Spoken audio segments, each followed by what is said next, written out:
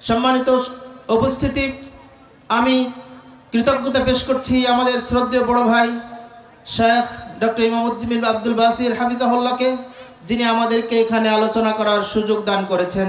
এজন্য অন্তরস্থল থেকে তার প্রতি কৃতজ্ঞতা পেশ করেই আমি আমার মূল আলোচনায় পেশ করছি। সম্মানিত সুধীমণ্ডলী, আল্লাহ সুবহানাহু ওয়া তাআলা পবিত্র কোরআনে বলছেন, ওয়ামা খালাকতুল জিন্না ওয়াল ইনসা ইল্লা লিয়াবুদুন। আমি মানুষ ও জিন জাতিকে সৃষ্টি করেছি কেবল আমার ইবাদতের জন্য, আমার দাসত্ব করার জন্য, আমার বন্দিগি করার জন্য। আজকের আলোচনার বিষয় হবে ইবাদতের পরিচয়, পরিধি ও প্রতিদান। বিষয়টি নতুন নয়, পুরাতন। যদিও দুঃখজনক হলেও সত্য যে আমরা আমাদের এই বাংলাদেশে অধিকাংশ মুসলিম হওয়া সত্ত্বেও ইবাদতের প্রকৃতি ও স্বরূপ, ইবাদতের পরিচয় ও পরিধি, ইবাদত করলে তার প্রতিদান এবং ইবাদত না করলে তার ভয়াবহ পরিণতির সম্পর্কে ন্যূনতম ধারণা রাখি না। আজকের গোটা বাংলাদেশে মুসলিমদের ইমানের হালাত যত কঠিন, তার চেয়ে বেশি কঠিন আমাদের আমল ও ইবাদতের। সম্মানিত সুধীমণ্ডলী, ইবাদতের উপরে একটি সংক্ষিপ্ত তথ্যবহুল আলোচনা পেশ করার চেষ্টা করব ইনশাআল্লাহ। ওয়ামা তাওফীকি ইল্লা বিল্লাহি আলাইহি তাওয়াক্কালতু ওয়া ইলাইহি উনীব। ইবাদত, আল্লাহ সুবহানাহু ওয়া তাআলা এই পৃথিবীতে মানব এবং জিন জাতিকে সৃষ্টি করার যতগুলো উদ্দেশ্য আছে তার মধ্যে একটি অন্যতম উদ্দেশ্য হলো তার ইবাদত সম্পাদন করা। এই ইবাদত শব্দটি আব্দুন থেকে উৎপত্তি লাভ করেছে। তার মৌলিক অর্থ হলো দুটা। খেয়াল করতে হবে ছাত্ররা, যারা মুরব্বী আছেন, ডানে বামে যারা বসে আছেন, সকলকে আমরা ইবাদতের জগতে নিয়ে যাব। আজকে আমরা এমন একটি বিষয় আলোচনা করব, যদিও বিষয়টি পুরাতন কিন্তু নতুন মনে হবে। ইবাদতের মূল শব্দের অর্থ হলো আল খুদু, তথা আনুগত্য করা, অনুগত হওয়া, বশ্যতা স্বীকার করা, বিনয় নম্রতা। আর একটা হলো আত-তাদাল্লুল। খেয়াল করতে হবে, ইবাদতের প্রথম অর্থ হলো আল খুদু, অনুগত হওয়া, বিনয়ী হওয়া, আনুগত্য করা, তারপরে বশ্যতা স্বীকার করা। 2 নম্বর আত-তাদাল্লুল, তথা একেবারে বিনয় নম্রতার সর্বশীর্ষে, একেবারে অপমানিত, লাঞ্ছিত, একেবারে খুব অনুনয় বিনয় হয়ে আল্লাহ সুবহানাহু ওয়া তাআলার ইবাদত করা, এটা হলো ইবাদত। একজন চোর, অপরাধী, সে যখন চুরি করার পরে ধরা পড়ে, তখন সে বাঁচার জন্য যাদের কাছে ধরা পড়ছে তাদের কাছে সে যত অনুনয় বিনয় করে, যত ভীত বিস্মৃতভাবে, যত খুব ভিতর থেকে, মন থেকে এটা গ্রহণ করে, বলে, ঠিক একজন মানুষ সে অপরাধী। কুল্লু ইবনে আদম খাত্তা ওয়া খায়রুল খাত্তাইন আত-তাওয়াবুন। বনি আদম প্রত্যেকেই ভুলকারী, আর উত্তম ভুলকারী হলো, সর্বোত্তম ভুলকারী হলো যে ভুল করার পরে তওবা করে। সুতরাং ভুল হবেই। ভুল করার পরে একেবারে ভুল স্বীকার করে লাঞ্ছিত অবস্থায়, নিজেকে অপমানিত অবস্থায় আল্লাহ সুবহানাহু ওয়া তাআলাকে ইবাদত করার নাম হলো শাব্দিক অর্থে ইবাদত। ইবাদতের শব্দে গ্রহণযোগ্য সংজ্ঞা দিয়েছেন শাইখুল ইসলাম ইমাম ইবনে তাইমিয়া রাহিমাহুল্লাহ। এটা পৃথিবীতে যত ইমাম ইবনে তাইমিয়া রাহিমাহুল্লাহর পরে যত আলেম এসেছেন, যত ইবাদতের আলোচনা করেছেন, সবাই বলেছেন, ইমাম ইবনে তাইমিয়ার এই সংজ্ঞাটাকে কোট করেছেন। তিনি বলেছেন, আল ইবাদাতু হিয়া কুল্লু মা ইউহিব্বুহুল্লাহু ওয়া ইয়ারদাহু মিনাল আকওয়ালি ওয়াল আমালি আয-যাহিরা ওয়াল বাতিনা। তিনি বলেছেন, ইবাদত হলো প্রত্যেক ওই সকল প্রকাশ্য অপ্রকাশ্য কথা ও আমল, কথা ও কাজ যা করলে আল্লাহ ভালোবাসেন এবং সন্তুষ্ট হন। আবার বোঝার চেষ্টা করেন, ইবাদত হলো প্রত্যেক ওই সকল প্রকাশ্য অপ্রকাশ্য কথা ও কাজ যা করলে আল্লাহ ভালোবাসেন এবং আল্লাহ সন্তুষ্ট হন, সেটাই হলো ইবাদত। তার মানে ইবাদত মানে শুধু সালাত নয়, যদিও সালাত ফরজ ইবাদত। ইবাদত মানে শুধুই সিয়াম নয়, যদিও সিয়াম আবশ্যকীয় ফরজ ইবাদত। ইবাদত মানে শুধু যাকাত নয়, যদিও ইবাদত একটি ফরজ ইবাদত। ইবাদত মানে শুধু হজ নয়, যদিও ইবাদত একটি ফরজ, হজ একটি ফরজ ইবাদত। সম্মানিত সুধীমণ্ডলী, আমাদের সমাজে মুসলিমরা এই সালাত, সিয়াম, হজ, যাকাত, নামাজ, রোজা, হজ, যাকাতের মাঝে ইবাদতকে সীমাবদ্ধ করে ফেলেছি। এই কারণে আমরা যখন ব্যবসা বাণিজ্য করি এটাকে ইবাদত মনে করি না। এই কারণে আমরা যখন বিবাহ শাদী করি এটা ইবাদত মনে করি না। এই কারণে আমরা যখন সংসারের কাজকাম করি এটা আমরা ইবাদত মনে করি না। এই কারণে আমরা যখন রান্না বান্না করি এটা আমরা ইবাদত মনে করি না। এই কারণে আমরা যারা শ্রমজীবী মানুষ শ্রম দেই এটাকে ইবাদত মনে করি না। এই কারণে অর্থনীতি যারা পরিচালনা করেন এটা ইবাদত মনে করি না। এই কারণে যারা চাকরি বাকরি করেন চাকরি বাকরির এই কাজটাকে ইবাদত মনে করি না। এই কারণে আমরা যারা রাজনীতি করি এই রাজনীতিকে ইবাদত মনে করি না। কিন্তু ইবনে তাইমিয়া রাহিমাহুল্লাহর এই সংজ্ঞা থেকে বোঝা যায় একজন মানুষের শয়নে স্বপনে,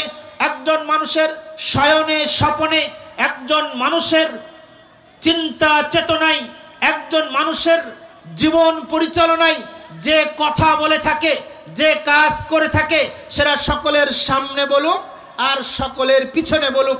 খেয়াল করুন, একজন মানুষ যে চিন্তা করছে, একজন মানুষ যে কথা বলছে, একজন মানুষ যে কাজ করছে, সেটা সকলের সামনে বলুক অথবা পিছনে বলুক, সেই বলা সেই করার উদ্দেশ্য যদি হয় আল্লাহর সন্তুষ্টি অর্জন, আল্লাহর ভালোবাসা অর্জন, তাহলে সেটা ইবাদত।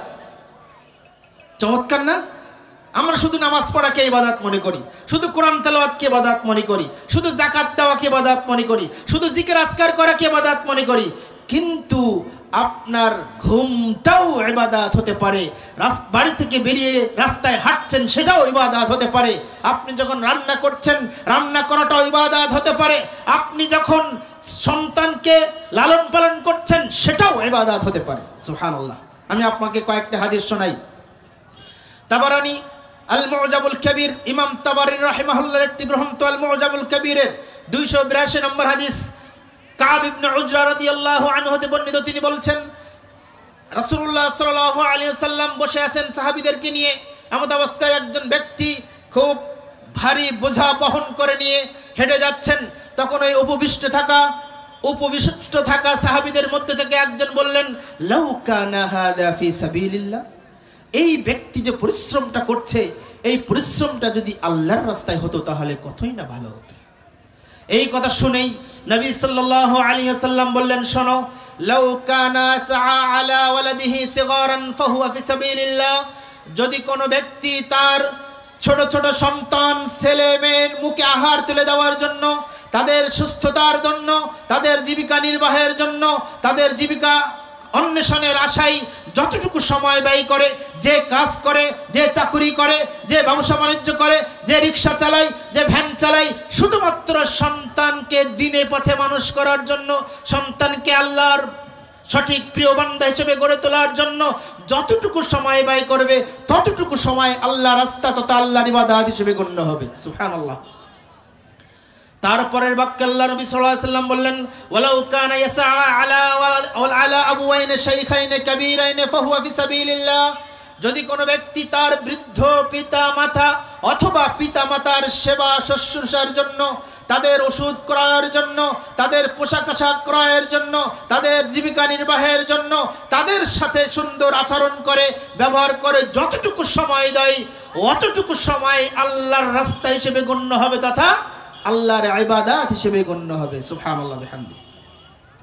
তারপরের বাক্য আল্লাহ নবী আরো সুন্দর বলেছেন। তিনি বলেছেন, ওয়ালাউ কানা ইয়াসআ আলা নাফসিহি লিইওয়াফফাহা, যদি কোনো ব্যক্তি নিজেকে খারাপ চরিত্র থেকে মুক্ত থাকার জন্য, অবৈধ সম্পর্ক থেকে মুক্ত রাখার জন্য, পরকীয়া থেকে মুক্ত রাখার জন্য, তারপরে বিভিন্ন হস্তমৈথুন থেকে বিরত রাখার জন্য, সুদ ঘুষ থেকে বিরত রাখার জন্য, হারাম উপার্জন থেকে বিরত রাখার জন্য, হারাম সম্পর্ক থেকে বিরত রাখার জন্য, যাবতীয় অপরাধ অপসংস্কৃতি থেকে নিজেকে বাঁচার জন্য যে ব্যক্তি প্রচেষ্টা করে, যত কষ্ট স্বীকার করুক, যত ত্যাগ স্বীকার করুক, যত কষ্ট হোক, ওই সময়টাই আল্লাহ রাস্তা তথা ইবাদত হিসেবে গণ্য হবে। সুবহানাল্লাহ বিহামদি।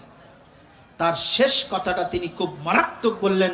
তিনি বললেন, ওয়ালাউ কানা রিয়াআন ওয়া মুফাখারাতান ফাহুয়া ফি সাবিলিশ শাইতান, আর যদি কোনো মানুষ পৃথিবীতে চলার সময়, কোন ইবাদত করার সময়, যাকাত দেওয়ার সময়, হজ করার সময়, সালাত পড়ার সময়, ইবাদত করার সময়, ব্যবসা করার সময়, তারপর আরো জীবন পরিচালনার সকল কাজ সম্পন্ন করার সময় যদি উদ্দেশ্য থাকে লৌকিকতা, রিয়া, লোক দেখানো আমল করা, তাহা এবং অহংকার প্রদর্শনমূলক থাকে, ফাহুয়া ফি সাবিলিশ শাইতান, তাহলে সেটা শয়তানের রাস্তা বলে গণ্য হবে।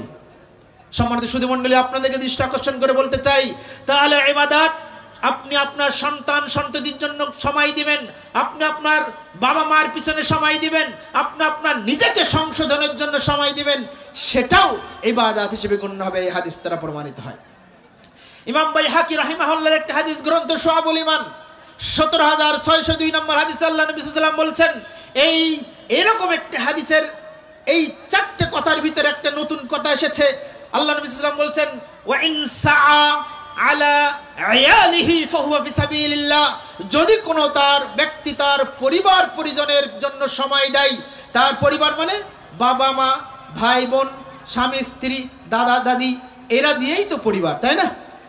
এই সংখ্যক এই সদস্যদেরকে নিয়েই পরিবার।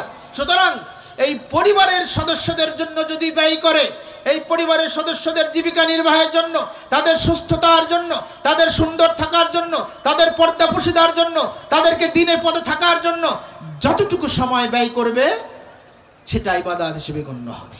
সুবহানাল্লাহ।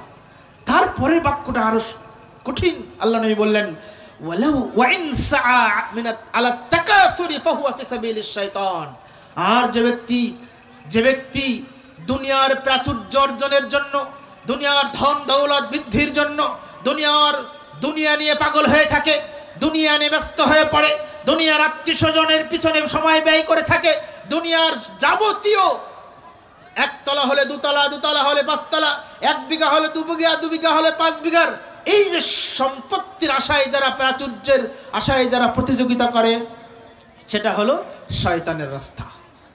তাহলে আমরা এই দুটো হাদিস দ্বারা বুঝলাম যে ইবাদত শুধু সালাত, সিয়াম, হজ, যাকাত এগুলোর মধ্যে সীমাবদ্ধ নয়। সম্মানিত সুধী মণ্ডলী, আরেকটা হাদিস শোনাই। সহিহ বুখারীর 1553 নম্বর হাদিস, রাসূলুল্লাহ সাল্লাল্লাহু আলাইহি ওয়াসাল্লাম বলছেন, মা মিন মুসলিমিন ইয়াগরিসু গারসান ওয়া ইয়াজরু যারআন, যখন কোনো ব্যক্তি কোনো বীজ বপন করে, কোনো চারা রোপণ করে, আলোচনায় মনোযোগী হতে হবে। আমি আপনাকে বুঝাচ্ছি ইবাদত কি জিনিস। আমরা শুধু ইবাদত মনে করি নামাজকে, আমরা শুধু ইবাদত মনে করি সিয়ামকে, কিন্তু আল্লাহর নবী সাল্লাল্লাহু আলাইহি ওয়াসাল্লাম ইবাদতের পরিধি বর্ণনা করতে গিয়ে বলেছেন, মা মিন মুসলিমিন ইয়াগরিসু গারসান ওয়া ইয়াজরু যারআন, যখন কোনো মুসলিম একটি বীজ রোপণ করে অথবা একটি চারা রোপণ করে, অতঃপর এই চারা থেকে যদি কোনো তয়ের ফায়াকুলু তয়রুন, কোনো পাখি সেখান থেকে ভক্ষণ করে, ওয়ান্নাসুন ওয়া ইনসানুন, কোন মানুষ ভক্ষণ করে, ও বাহিমাতুন, কোন প্রাণী পশু পাখি ভক্ষণ করে, তাহলে এই পাখি যতটুকু খাইলো, তারপরে মানুষ যতটুকু খেলো, পশু পাখি যতটুকু খেলো, এই সবটাই ওই যে ব্যক্তি লাগিয়েছে তার জন্য সাদাকা হয়ে যাবে। সুবহানাল্লাহ ওয়া বিহামদিহি। তার মানে চারা রোপণ করার উদ্দেশ্য হতে হবে আল্লাহকে সন্তুষ্টি অর্জন, আর এই অর্জন এরপরে যদি কেউ সেখান থেকে খায়, ওটা আপনার সাদাকা হবে। এটা ইবাদত নয়। আপনার বাড়ির গাছে আপনি পেয়ারা লাগিয়েছেন, বাড়িতে পেয়ারা পাশের বাড়ির লোকে যদি একটা ছেড়ে খায়, আপনার মন খারাপ হয়ে যায়। আপনি বাড়িতে পেঁপের গাছ লাগিয়েছেন, একজন মানুষ পেঁপে পেড়ে নিয়ে গেলে আপনার মন খারাপ হয়ে যায়। একটা পুকুরে মাছ চাষ করেছেন, আপনার পুকুর থেকে যদি একজন মানুষ মাছ তুলে খায়, তাহলে সেটা সাদাকা হবে যদি আপনি নাকি তাকে ক্ষমা করে দেন। সুন্দর না? একজন শ্রমিক যখন শ্রম কাজ করছে, ইবাদত মনে করেন, এটা ইবাদত। দোকানদার, আমাদের সমাজে যারা মুদিখানা দোকান আছে, আরে ভাই মুদিখানা দোকান তো ইবাদত, আপনি ইবাদত মনে করে কাজ করেন।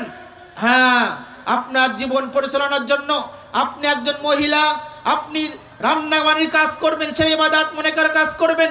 আপনি আপনার বাড়িতে কাজ করবেন, সেটা ইবাদত মনে কাজ করবেন। অফিস আদালতে কাজ করবেন, ইবাদত মনে করে কাজ করবেন। আপনি রাস্তা থেকে হেঁটেছেন, ইবাদত মনে করে কাজ করবেন, হাঁটবেন। আপনি যখন রাস্তায় চলবেন, গাড়িতে চলবেন, আপনি জিকির আজকার করবেন, এগুলো ইবাদত হবে। কিভাবে হবে আমি আপনাকে সেটা সংক্ষেপে বলে দিচ্ছি। সম্মানিত সুধী মণ্ডলী, আমি আপনাকে আরো একটা হাদিস শোনাই। রাসূলুল্লাহ সাল্লাল্লাহু আলাইহি ওয়াসাল্লামের পক্ষ থেকে যেটা এসেছে, আল মুস্তাদরাক আলা সাহিহাইন 7305 নম্বর হাদিস।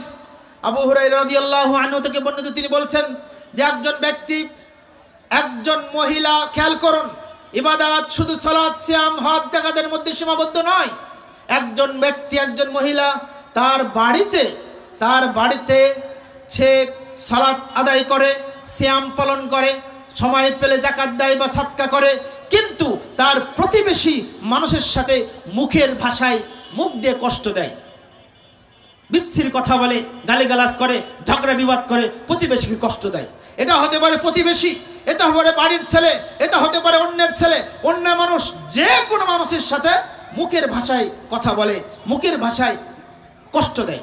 আল্লাহ নবী সাল্লাল্লাহু আলাইহি ওয়াসাল্লাম বলছেন, ও যে অধিক পরিমাণ সালাত আদায় করে, অধিক পরিমাণ সিয়াম রাখে, মাঝে মাঝে দান করে, কোরআন তেলাওয়াত করে, এত কিছু করা সত্ত্বেও ওই ব্যক্তি জাহান্নামী, ফাহিয়া ফিন্নার, ওই মহিলা জাহান্নামে যাবে।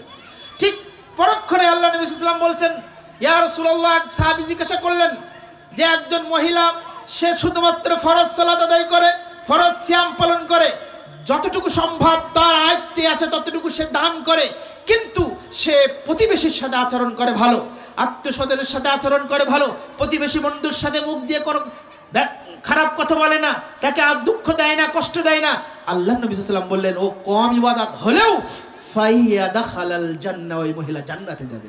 সুবহানাল্লাহ বিহামদি।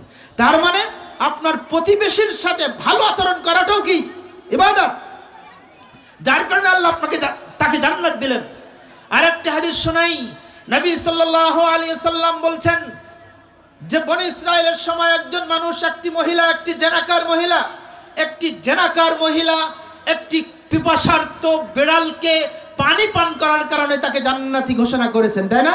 তার মানে কি, অবলা জন্তু জানোয়ারকে যদি আপনি তাকে করেন, সেটা জান্নাতি, সেটা কি হবে? ইবাদত হিসেবে গণ্য হবে। সম্মানিত সুধী মণ্ডলী, আমি আপনাদের আলোচনা গুটিয়ে নেব। এবার আমার আলোচনার সময় শেষ হয়ে গেছে। যদি আমি আমার জীবনটাকে রাসূলুল্লাহ সাল্লাল্লাহু আলাইহি ওয়াসাল্লামের পদ্ধতিতে পরিচালনা করতে পারি, আমার ঘুম হবে ইবাদত। একটা হাদিস রাসূলুল্লাহ সাল্লাল্লাহু আলাইহি ওয়াসাল্লামের, দুটো হাদিস উপস্থাপন করে আমি শেষ করে দেই। রাসূলুল্লাহ সাল্লাল্লাহু আলাইহি ওয়াসাল্লাম বলছেন, ইদা মারিদাল আবদ, যখন কোনো মানুষ অসুস্থ হয়ে যাবে, আও সাফারা, এবং সফরে থাকবে, খেয়াল করুন, যখন কোনো মানুষ অসুস্থ হয়ে যাবে এবং সফরে থাকবে, তিনি বলছেন, কুতিবা লাহু মিসলাহু মুকিমান ওয়া সাহিহান। সুবহানাল্লাহ বিহামদি। সহিহ বুখারীর 2996 নম্বর হাদিস।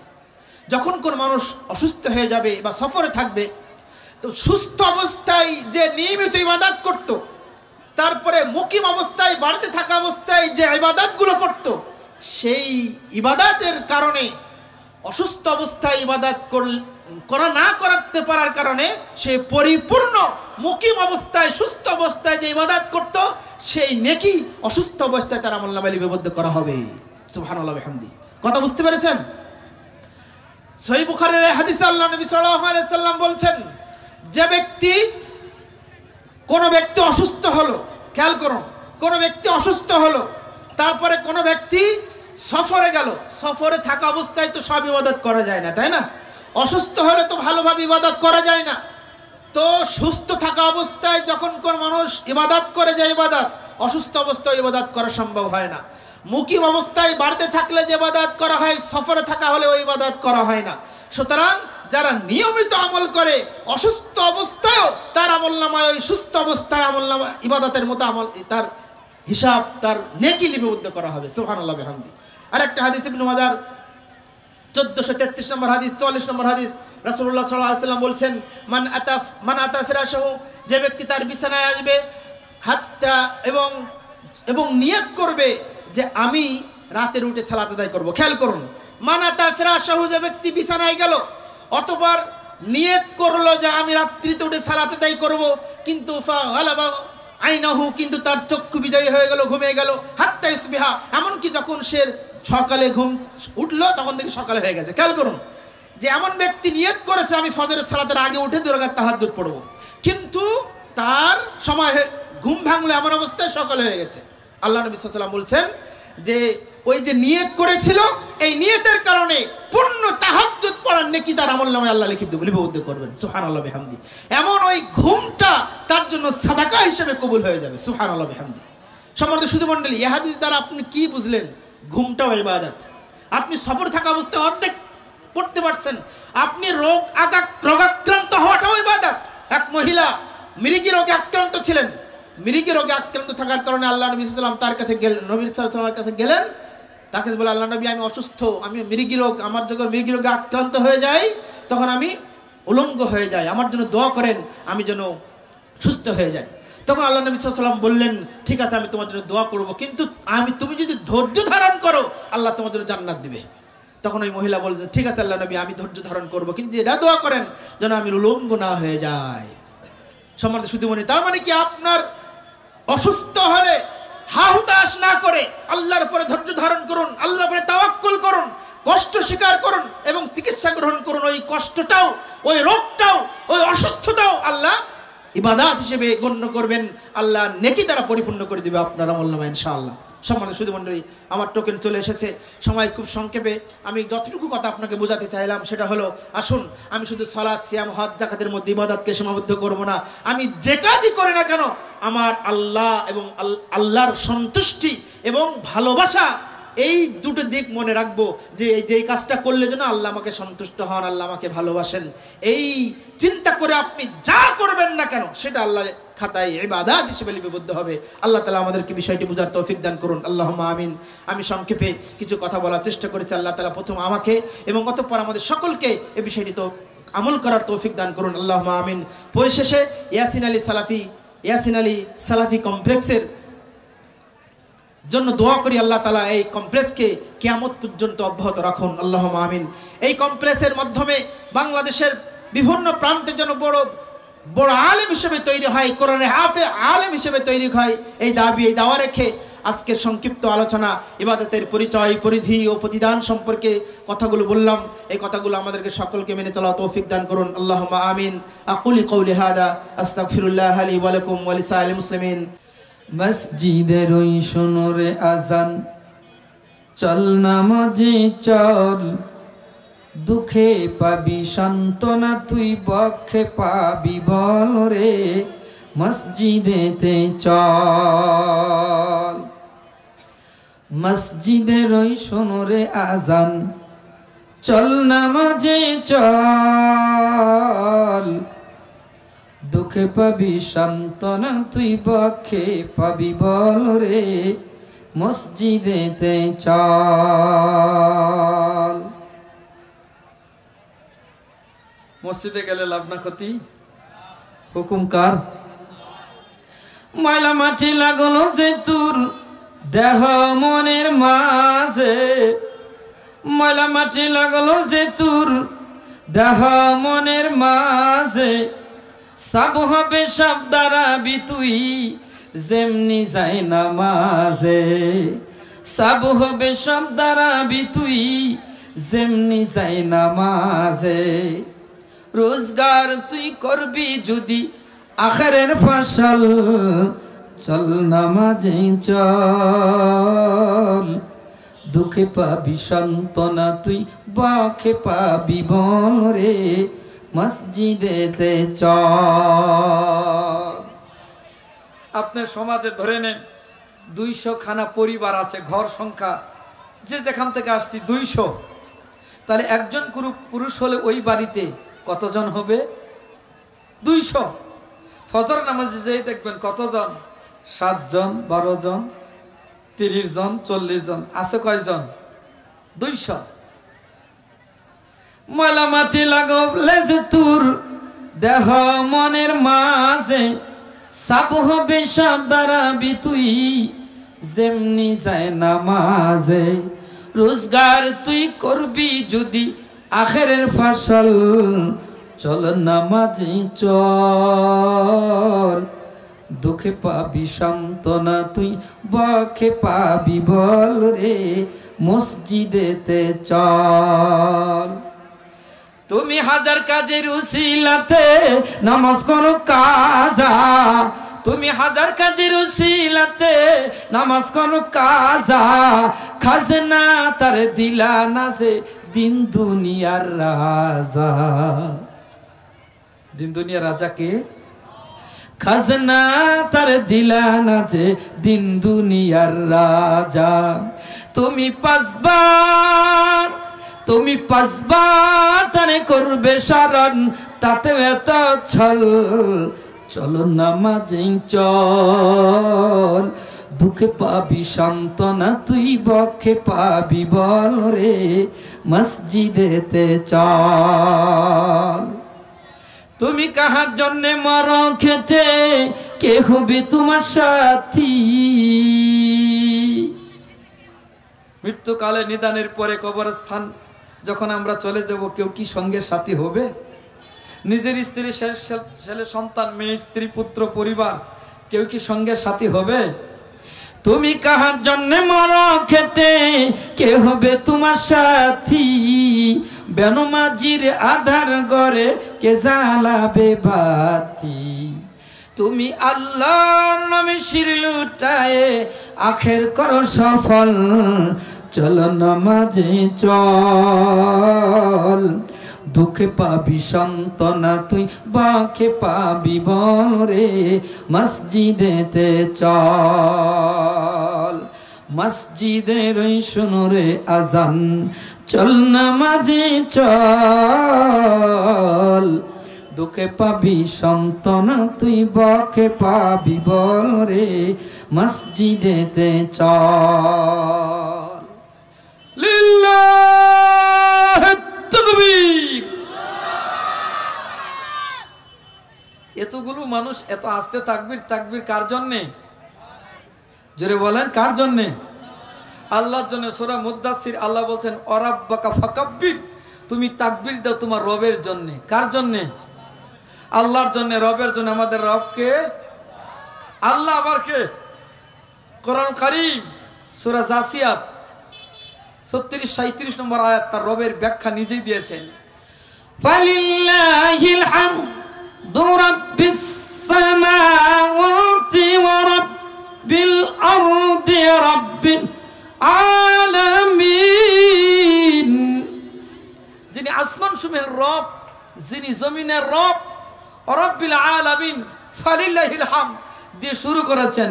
অতঃপর তোমরা সেই রবের প্রশংসা করো, যিনি আসমানের রব, যিনি জমিনের রব, যিনি সারা জাহানের রব।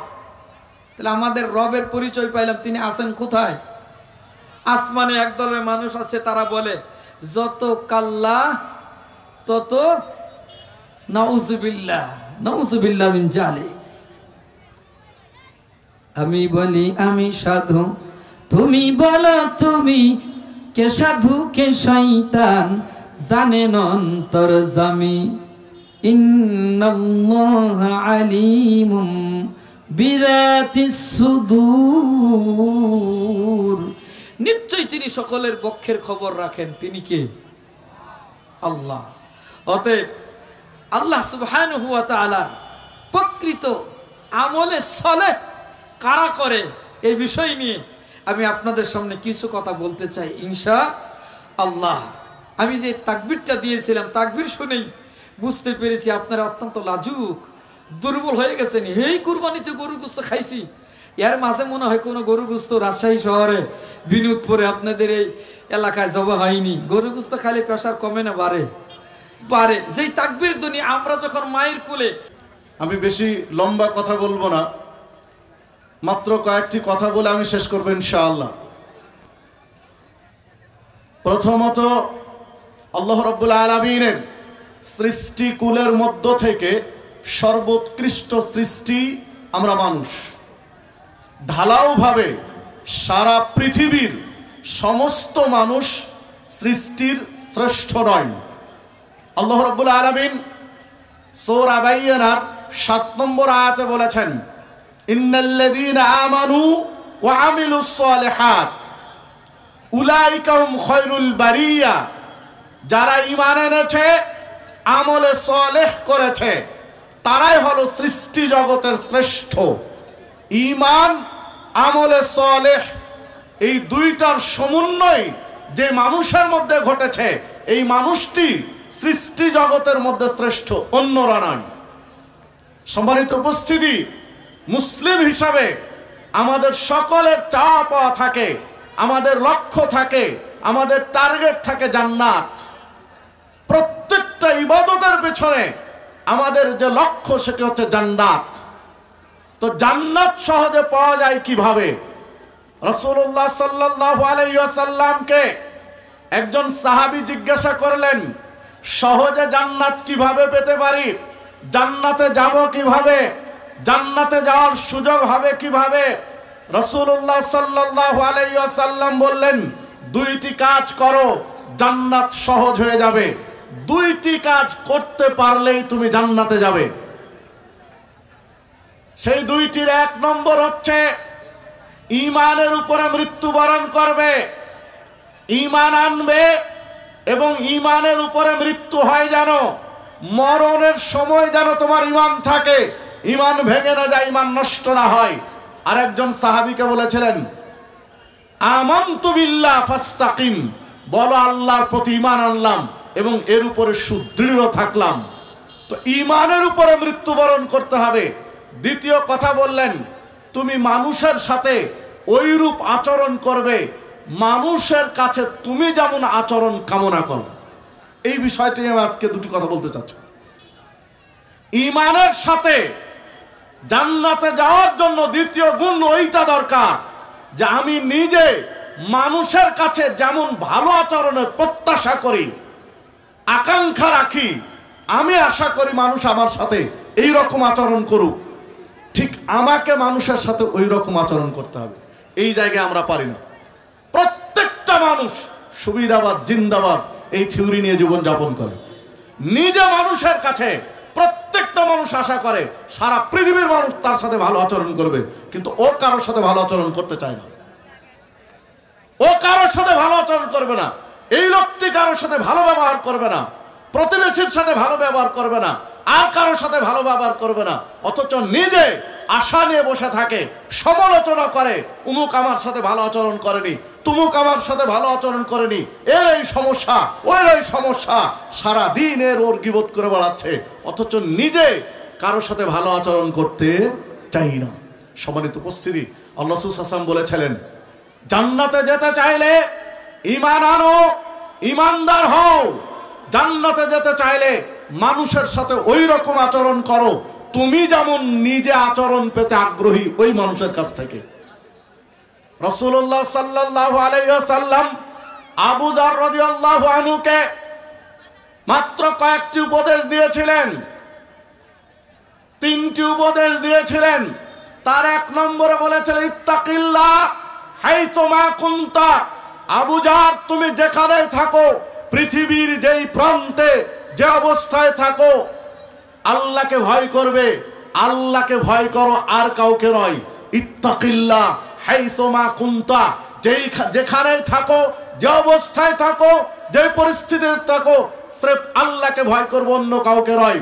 দ্বিতীয় কথা বললেন, ওয়াত্তাবিস সাইয়্যাতাল হাসানাতা তামহুহা। যখনই কোনো পাপ হয়ে যাবে, অন্যায় হয়ে যাবে, অপরাধ হয়ে যাবে, তৎক্ষণাৎ একটা নেকির কাজ করবে। পাপ হওয়ার সাথে সাথে নেকির কাজ করবে। তাহলে পাপ কাজ করে পাপ হয়েছে, নেকির কাজ করে নেকি হয়েছে। প্রত্যেকটা পাপের পরে তোমার নেকির কাজ হয়েছে। এভারেজে বিচারের মাঠে দেখা যাবে তোমার নেকি বয়স বেশি, পাপ কম, পাপটা মুছে যাবে। ওয়াত্তাবিস সাইয়্যাতাল হাসানাতা তামহুহা। পাপ করার পরে নেকির কাজ করলে পাপটা আল্লাহ মুছে দেন, নেকির কাজটা চলমান রাখেন। সুবহানাল্লাহ। আশ্চর্য হাদিসে যেটা বোঝা যায়, আল্লাহ রাসূল সাল্লাল্লাহু আলাইহি ওয়াসাল্লাম বলেছেন, কোন ব্যক্তি একটা ভালো কাজ করার নিয়ত করার সাথে সাথে তার নেকি লেখা শুরু হয়। যখনই কল্যাণের নেকির কাজ করার নিয়ত করে, তখনই তার নেকি লেখা শুরু হয়ে যায়। কিন্তু একটা মানুষ যখন পাপ কাজের ইচ্ছা করে, তখন পাপ লেখা শুরু হয় না। যতক্ষণ পাপ কাজটা আরম্ভ না করে, পাপ কাজটা অনুষ্ঠিত না করে, ততক্ষণ পর্যন্ত পাপ লেখা হয় না। কিন্তু নেকি ইচ্ছা করার সাথে সাথে লেখা হয়। অবশ্য আর একটা হাদিসে রয়েছে, হাসান পর্যায়ের হাদিস, সেইখানে আল্লাহ রাসূল সাল্লাল্লাহু আলাইহি ওয়াসাল্লাম বলেছেন, পাপ করার পরেও কিছু সময় আল্লাহ রাব্বুল আলামিনের নির্দেশে পাপ লেখা হয় না। আল্লাহ ছাড় দেন, ফেরেশতাদেরকে বলেন যে না একটু পরে পাপ লিখো, একটু দেখো তওবা করে কিনা, ও ফিরে আসে কিনা, ও ক্ষমা চাই কিনা, একটু ক্ষমা চাই কিনা একটু সুযোগ দাও। যদি ক্ষমা চাই তাহলে আর পাপ লেখার দরকার নেই। একটা সময় পর্যন্ত তাকে সুযোগ দেওয়া হয়, যখন ক্ষমা চাইলো না তখন আল্লাহ বলেন ঠিক আছে তার পাপ লিখো। সম্মানিত উপস্থিতি, দেখুন আল্লাহ বড় দয়াবান। আল্লাহ রাব্বুল আলামিন চান তার বান্দা জান্নাতে যাক, কিন্তু আমরাই বড় দুর্ভাগা, আমরা জান্নাতে যেতে চাই না। পাপ করি, পাপের পরে নেকির কাজ করি না। পাপ করি, পাপের পরে তওবা করি না। পাপ করি, কেউ পাপ ধরিয়ে দিলে উল্টোর পিছনে যুক্তি খাড়া করি নিজের সাপোর্টে।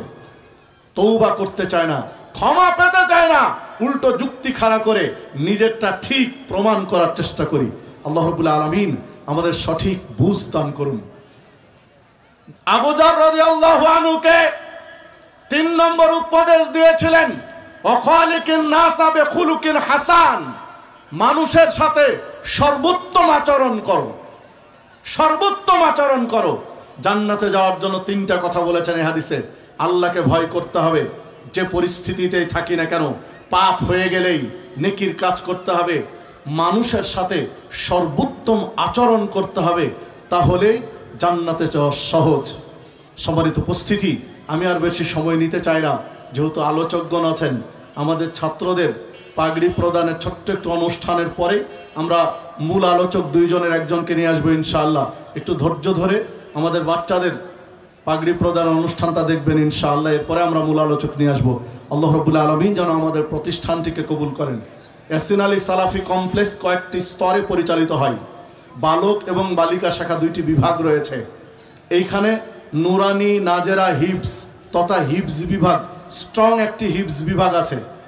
সালাফিদের মধ্যে ইনশাআল্লাহ সারা দেশে শীর্ষস্থানীয় প্রতিষ্ঠানগুলোর মধ্যে আমাদেরটা থাকবে ইনশাআল্লাহ, আশা করি। সেই মানের হিফজখানা আছে। পাশাপাশি মাদানী নিসাব আছে। হিফজ ছাত্র যারা হিফজ করে বের হয়েছে, এদের যে 3-4 বছর সময় লেগেছে হিফজ করতে, এই বছরের গ্যাপটা মেরে দেওয়া হয় মাদানী নিসাবে। 2 শিফটে ক্লাস হয় হিফজের আদলে, যার কারণে 3 বছর সময় সাশ্রয় হবে, যেটা হিফজে লেগেছিল।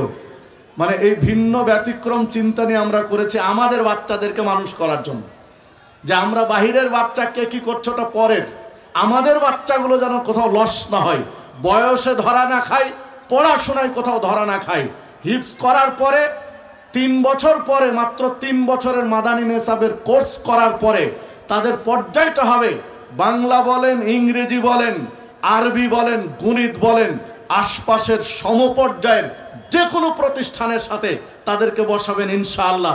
আমাদেরগুলো ফেলে দেওয়া যাবে না, পাতে রাখতে হবে ইনশাআল্লাহ।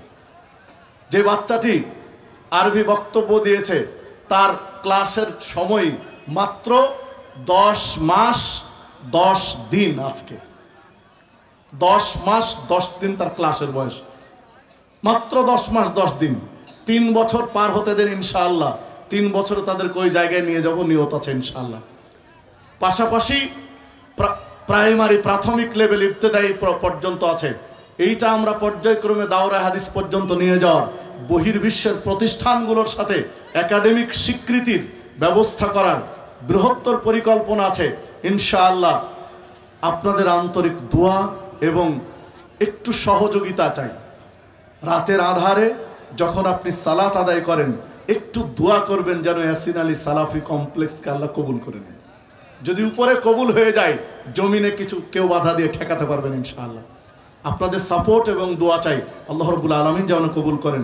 আপনারা এসেছেন কষ্ট করে, আপনাদের সকলকে আন্তরিক ধন্যবাদ, মুবারকবাদ জানিয়ে আমি আমার আলোচনা এখানে শেষ করছি। আসসালামু আলাইকুম ওয়া রাহমাতুল্লাহি ওয়া বারাকাতুহু।